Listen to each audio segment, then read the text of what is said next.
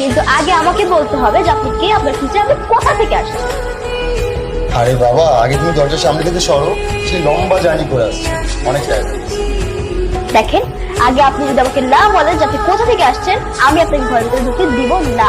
ধ্যাৎ, ইচ্ছেতে সেটা তো কিসের কথা? শোনো, ঘরে কেন ঢুকছেন? আশ্চর্য।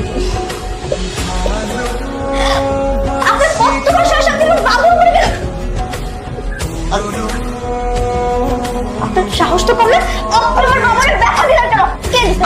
আমার বেবি মানে আমার বেবি মানে। আরে পিচ্ছি মেয়ে, তোমার কি মাথার সমস্যা নাকি? আই চাচি, চাচা, এই কই তোমরা? কি হচ্ছে এসব?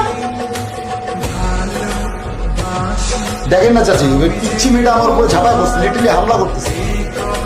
বৌমা কি হচ্ছে এসব? না দেখেন না, আমি আমার বেবিকে এখানে শুয়ে রেখে গেছিলাম, উনি এসে হঠাৎ করে ওনার ব্যাগটা